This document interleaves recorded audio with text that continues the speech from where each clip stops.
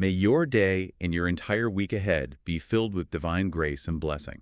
Absolutely. So today, we are stepping into an incredibly intense psychological pressure cooker. I mean, imagine being a celebrated national hero one day, and then literally the next day, you're a hunted fugitive hiding out in a dirt cave. Right. It's a total free fall. It really is. You've lost your job, your home, your family, and the most powerful person in your country has made it their personal obsession to see you dead. That is the reality we are exploring in our deep dive today. Yeah, it's a fascinating look at survival under pressure. Exactly. We've got a really rich stack of historical source material analyzing the events of 1 Samuel chapter 22. And our mission for this deep dive is to look at two very different leaders facing immense stress. It's a true masterclass in contrasting leadership styles. For sure. Because on one hand, you have a leader who manages to build this fiercely loyal community out of absolute outcasts. And on the other hand, well, you have a leader who literally tears his own kingdom apart from the inside out. To really properly frame the tension you just described, we have to look at the power dynamic right at the start. So David, who you likely know as the guy who defeated Goliath, has transitioned overnight from this military champion of the realm to public enemy number one. Which is just wild to think about. Oh, it's a staggering fall from grace. King Saul is actively hunting him with the full weight of the state's military apparatus. David has lost every single piece of his institutional support. So no title, no wealth, no army. Right. None of it. He is entirely stripped of all comfort and resources. So his immediate reaction is to run. The text says he escapes to the cave of Adullam. Strategically speaking, I mean, where exactly is this cave and why go there? Well, Adullam is located about 10 miles or 16 kilometers from the Valley of Allah. The geography there is heavily fortified by nature. You've got these limestone cliffs, deep ravines. So super rugged. Very rugged, making it a highly practical place to hide from a conventional army. But historically, the location is just dripping with irony. Really? How so? Well, the Valley of Elah is the exact location where David defeated Goliath. Oh, wow. I didn't realize they were that close. Yeah, so David has essentially retreated to the geographic shadow of his greatest public victory. Only now, he's not a hero standing on a battlefield. He's a wanted man hiding in a hole in the ground. That is a brutal mental shift to process. And he isn't alone in that cave for very long, right? His family actually comes to him, which makes total sense because they are terrified of King Saul retaliating against them. Right. They are definitely in danger just by association. But then a very specific demographic of people starts showing up at this cave. The sources note that everyone who is in distress, everyone who is in debt, and everyone who is discontented or bitter in soul gathered around him. We are talking about 400 men. Yeah, these are the marginalized, the frustrated, the people who have completely fallen through the cracks of Saul's kingdom. They're essentially society's rejects. Exactly. These are not the elite commandos of Israel's army coming to defect. They are absolute outcasts. Okay, wait, hold on. We're talking about 400 guys who are broke, bitter, and hiding from the law. I mean, think about a modern startup founder retreating to a garage to build a company. Usually they try to recruit top-tier talent, right? Usually, yes. But David is getting the exact opposite. That doesn't sound like a militia to me. It sounds like an armed mob waiting to happen. How does a guy living in a cave actually forge a disciplined fighting force out of 400 people who are basically bankrupt and bitter? It's incredible, right? That is the ultimate test of leadership, managing discontent versus channeling it. What happens in that cave is a profound example of transformative leadership. Transformative how? Because put 400 desperate people in a confined space, and that sounds like a recipe for a riot. A lesser leader definitely would have looked at those 400 men and seen a massive liability. More mouths to feed, more undisciplined egos to manage. But David looks at them and sees raw, unchanneled energy. So he reframes the problem. Exactly. The mechanism he uses is shared purpose. He has to take these men who define themselves by their failures, their debts, their bitterness, and reforge their identity. Okay, practically speaking, though, how do you even start doing that? Well, he institutes structure. Even in a cave, you need guard rotations, you need sanitation, you need supply chains. By giving these outcasts responsibilities and treating them with dignity, he strips away their old identity as debtors. And replaces it with what? An identity as brothers in arms. When a leader sits in the dirt with you, shares your daily danger, and gives you a vision for the future, they earn a level of loyalty that a royal paycheck can never buy. That makes a lot of sense. That shared adversity really becomes the mortar that holds them together. Yeah. But David has another logistical nightmare to deal with, which is his elderly parents. Right. The cave is no place for them. Exactly. He can't exactly keep them in a damp cave surrounded by 400 wanted men. Yeah. The sources mention he actually takes them to a place called Mizpah in Moab, asking the king there for asylum until things settle down. Which is a very strategic move. But why Moab? I mean, that seems like a totally random choice for an Israelite on the run. It actually isn't random at all. It's a brilliant piece of diplomacy based on his own family tree. David's great-grandmother was Ruth, who was a Moabitess. Oh, right. So he has roots there. Exactly. So he is actively leveraging his ancestral ties for protection.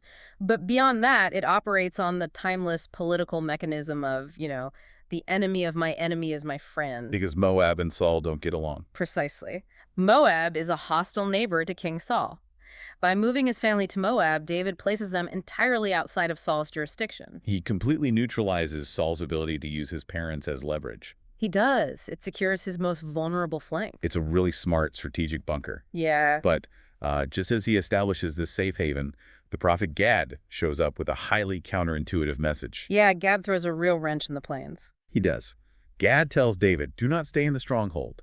Depart and go into the land of Judah. So David has to pack up and march into the forest of Hereth. Why on earth would a leader leave a perfectly secure sanctuary to walk right back into the danger zone where the king is hunting him? Because a leader cannot remain relevant from a safe distance. If David stays in Moab, sure, he stays safe, but he also becomes a permanent exile. He basically abdicates his calling. Right. His destiny is to eventually lead the people of Judah, and Gad is forcing him to realize that you cannot lead a people if you refuse to share their physical reality. So he has to have skin in the game. Exactly. Gad is essentially telling him, you have to be present in the territory, facing the same existential threats as the people you are meant to lead. It is that critical moment where a leader must choose their difficult calling over personal safety. That is heavy. So while David is being forced out of his safe haven to build a future in the wilderness, the man who actually holds all the institutional power is acting like he's the one under siege. Let's look at King Saul. The contrast here is just fascinating. It really is. The scene shifts to Gibeah, and the visual the text paints here is incredible. Saul is sitting on a hill under a tamarisk tree. He is literally gripping a spear in his hand, and all his royal officials are standing around him. It is a phenomenal contrast in optics. David is in a dirt cave, but he's looking forward. Saul is on a throne, but he's entirely consumed by fear. That spear he is clutching, it's not just a weapon, is it? No, it's a psychological crutch. It reveals how profoundly insecure he feels, even while he's surrounded by his own staff. He's armed among his own people. He addresses his own tribe, the Benjamites, and he weaves this massive, sprawling conspiracy theory. He accuses them of plotting against him. He claims nobody feels sorry for him. Total victim mentality. Yeah, and he even insists that his own son, Jonathan, is inciting David to ambush him. Saul's completely distorting reality here. I mean, David isn't lying in wait to ambush anyone. David is just trying to survive. Right, David is literally just running for his life. Exactly. If you've ever worked under a leader in a toxic corporate environment who fundamentally mistrusts their own team, you'll recognize exactly what Saul is doing here. Picture a paranoid CEO demanding absolute loyalty, convinced everyone is out to get them, while ignoring actual facts. That is the perfect analogy. Paranoia in leadership acts exactly like a vacuum. It just sucks all the oxygen and truth out of the room. Because you can't reason with it. You really can't. Saul expects absolute loyalty, but he has redefined loyalty to mean unquestioning validation of his own delusions. Wow. Unquestioning validation. Yeah. When a leader views every independent thought or even a lack of enthusiastic agreement as a personal betrayal, they create a culture of terror. Everyone around Saul is completely paralyzed. They know he is losing his grip on reality, but nobody wants to speak up. Exactly. It is the classic emperor has no clothes scenario, but in this case, the emperor is having a paranoid breakdown while holding a deadly weapon. Which is terrifying. And the natural consequence of that vacuum is that honest advisors get pushed out, right? Leaving empty space that only opportunists will fill. Which perfectly sets the stage for our next major player. Right. A guy named Doeg the Edomite steps up. He's an outsider, the head of Saul's herdsmen, and he clearly sees a golden opportunity to climb the corporate ladder, so to speak. He knows exactly how to play the game. Doeg volunteers some information. He says, I saw the son of Jesse come to Nob, to Ahimelech the priest. Ahimelech gave him provisions, gave him the sword of Goliath, and even consulted God for him. Notice how Doeg weaponizes a half-truth there. Because all of that technically did happen, right? Technically, yes. The events he describes happen, but he completely strips away the context. He packages the information perfectly to feed Saul's paranoia. He makes it sound like a premeditated alliance. Right. He paints a picture of a treasonous conspiracy between Davy and the religious establishment. Doeg knows exactly what Saul wants to hear, and he offers up the priests of Nob as the perfect scapegoats for Saul's anxiety. And Saul takes the bait immediately. He summons Ahimelech and his entire family of priests and accuses Ahimelech of conspiracy. But Ahimelech doesn't cower, does he? No, not at all. He offers a defense built on pure logical truth. He essentially tells the king, wait a minute, who among all your servants is as faithful as David? He's your son-in-law, he's the captain of your bodyguard, and he is highly honored in your own house. Ahimelech is just laying out the facts. Yeah, he says, I helped him because I thought he was on a mission for you. Ahimelech represents objective reality trying to reason with absolute tyranny. He assumes, very logically, that the king would be thrilled that he assisted the kingdom's greatest military asset. Which makes total sense if the king were rational. Exactly. The historical notes emphasize that Ahimelech was genuinely ignorant of the political fallout between Saul and David. He just didn't know. But this is the terrifying reality of dealing with a paranoid leader, right? To them, ignorance is no excuse. And logic is perceived as outright defiance. Saul cannot process Ahimelech's rational points because they contradict the conspiracy theory he has built his entire identity around. So Saul just ignores the logic completely. He sentences Ahimelech and his entire family to death on the spot. He turns to his royal guards and orders them to execute the priests of the Lord. And this leads to a moment that is just incredible. We absolutely have to pause and highlight this. The guards flat out refuse. They will not draw their weapons against the priests. This is a breathtaking display of principled insubordination. I mean, put yourself in the boots of those guards for a second. It's essentially career suicide, if not actual suicide. Oh, absolutely. There. You are facing the king of your nation, your commander-in-chief, a man who is clearly unstable and prone to violence, and the penalty for treason is death. Yet, they make the active, split-second choice to disobey a grossly unethical and unlawful order.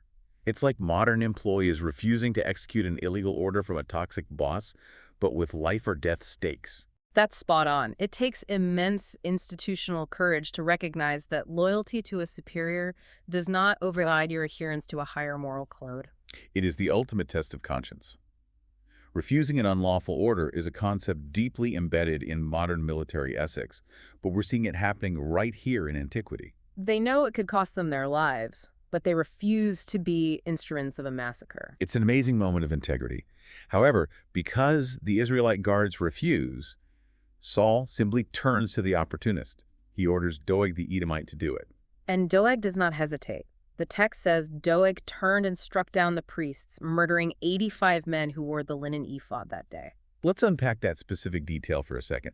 Why is the linen ephod specifically mentioned in the sources? What makes that garment so significant? Well, the ephod wasn't just a regular ceremonial garment. It was the physical instrument used by the high priest to seek divine counsel. Oh, really? Yeah, it housed the Urim and Thummim, which were essentially the nation's spiritual communication devices for making major state and military decisions. So it's a massive intelligence asset. Exactly. By slaughtering the priests who wore the ephod, Saul isn't just committing mass murder. He is destroying his own intelligence network.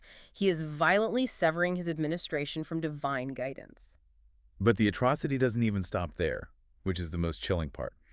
Doeg leaves the courtyard and proceeds to the city of Nob itself. It's a complete bloodbath. He massacres the entire town, men and women, children and infants, and even the livestock. He puts the entire city to the sword. It is just this systematic eradication. The dark irony of this moment is profound when you look at Saul's track record. Wait, what do you mean? Well, earlier in his reign, God commanded Saul to completely destroy the Amalekites. They were sworn enemies of Israel, and he was told to wipe out all their livestock. Oh, right, and Saul failed to do that. He did. He kept the best of the livestock and spared their king, compromising his obedience for personal gain. But here, he treats his own holy city, a city of his own Israelite priests, like a devoted enemy marked for total destruction. That is wild. He executes the exact ruthless destruction on his own spiritual leaders that he refused to execute on an actual enemy army. It's self-sabotage on a catastrophic scale. He is literally tearing out the foundational pillars of his own kingdom because his paranoia has convinced him that his foundation is a threat. Precisely. Paranoia has driven him to burn down his own support structures. Which brings us to the aftermath, and I think this is the defining contrast between Saul and David.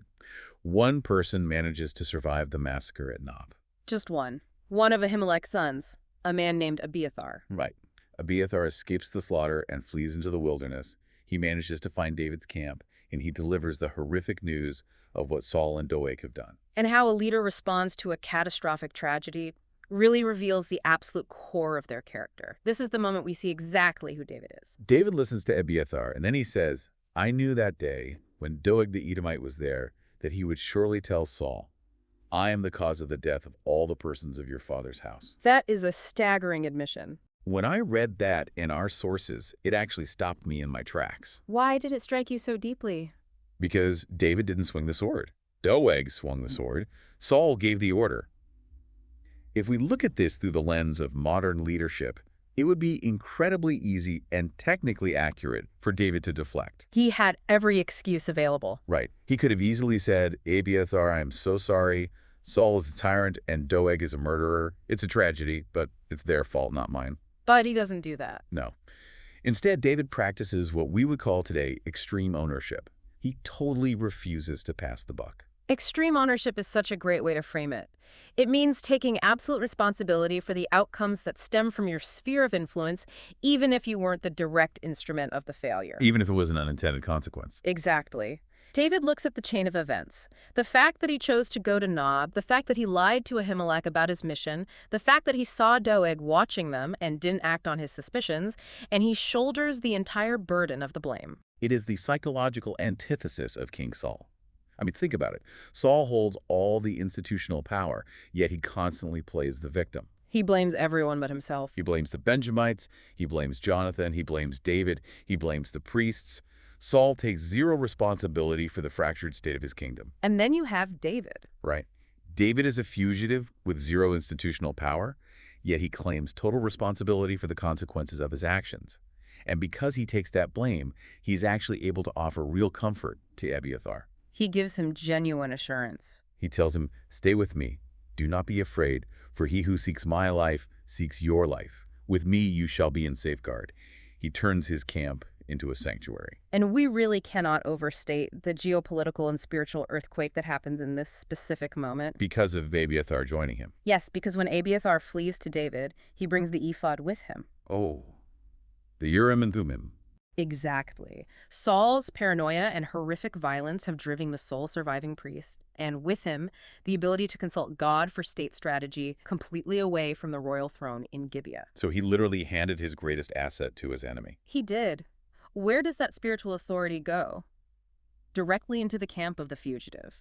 Saul's desperate, violent attempt to secure his power actually resulted in handing the moral high ground and the divine counsel completely over to his rival. It is a devastating, self-inflicted wound by Saul, and it all traces back to an inability to manage his own insecurities.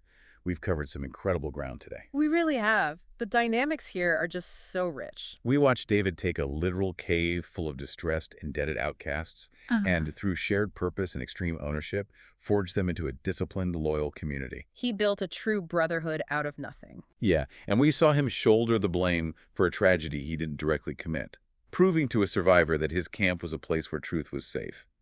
On the other side, we watched King Saul, sitting on a hill with all the power in the world, succumb to such blinding paranoia that he demanded unquestioning obedience over truth. Ultimately slaughtering his own loyal citizens. Exactly. One leader's style creates a sanctuary in the wilderness, the other turns a palace into a vacuum of terror. The psychology of leadership under pressure never really changes, whether it is happening in ancient history or in a modern organization. It's timeless. It is. And as you process the source material we unpacked today, I want to leave you with a final thought to mull over in your own life. When the pressure in your life mounts, do your insecurities cause you to burn down your own support systems, or do you become a safe harbor for those around you? Thank you for joining us today, and remember, God blesses all of you, our listeners. Until next time.